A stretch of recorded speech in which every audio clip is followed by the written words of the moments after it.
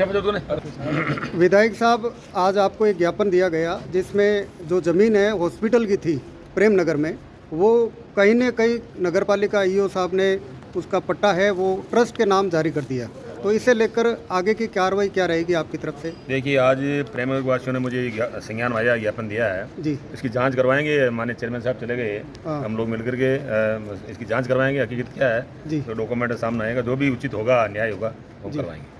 एक जो बलदेव राम पशु मेला है उसे लेके जो किसान है यहाँ पर बैलों को खरीदे थे, वो बांसवाड़ा के अंदर खाली करवा लिए, करीब 400 बैल थे, उसे लेकर और जो अभी मेड़ता पशु मेला मैदान में 350 बैल हैं वो खड़े धूप में खड़े हैं, और अब तो मेला भी ख़त्म हो गया, रवानगी चिट्ठी भी दे दी, लेकिन वो यहाँ फंसे हुए हैं।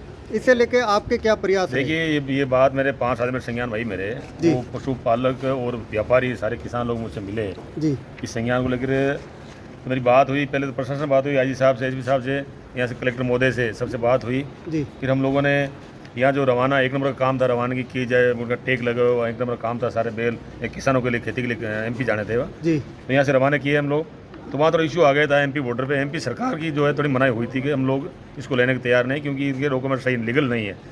तो मैं कहना चाहूँगा लीगल डॉक्यूमेंट थे। फिर इससे संज्ञान में मैंने 3 दिन पहले CM साहब से बात की दूरपास से, तो उनका मेरे पास फ़ोन आया वापस, उन्होंने कहा भी मेरे संज्ञान में है और मैं MP सरकार से बात करूंगा, चाहे DG हो या चाहे मुख्यमंत्री महोदय हो, चाहे MP सरकार बात करके जो वार्ता चल रही है वो जल्दी, मैं समझता हूँ इसका जो समाधान हो जाएगा। और सारे जो किसान थे, MP से किसान है, व्यापारी है, सारा जो लीगल काम थे, जो पशुपालक थे या ये पशु खरीद के गए हैं, वो सारे MP पहुँच जाएंगे। और मैं कहना चाहूँगा, मेला हमारी धरोहर है, हमारी भारत की संस्कृति है, धरोहर है, इन्हें सब बचाना, हमें गाय भी बचानी है और हमारी संस्कृति बचानी है।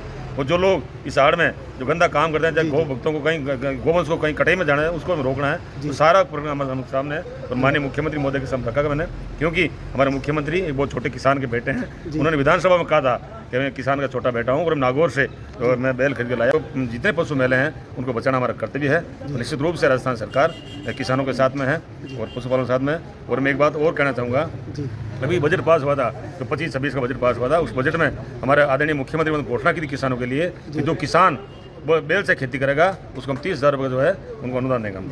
ये बहुत बड़ी किसानों के लिए बहुत बड़ी तो हमारी सरकार, चाहे मोदी जी की हो, चाहे भजनलाल जी की हो, हमारी गाय कैसे बचे, हमारे बैल कैसे बचे, हमारी संस्कृति कैसे बचे, हम सब इस प्रयास करें। निश्चित रूप से रिजल्ट बहुत जल्द आ जाएगा। तो कहीं ना कहीं आपका प्रयास है कि जो किसान है, व्यापारी है, उनको राहत बिल्कुल जल्दी राहत मिलने की तो उम्मीद है, क्योंकि हमारे मुख्यमंत्री महोदय वार्ता में लगे हुए हैं। निश्चित रूप से 1-2 दिन उनकी वार्ता हो जाएगी MP सरकार से और निश्चित रूप जल्दी वो बैल और किसान घर पहुँचेंगे। Thank you.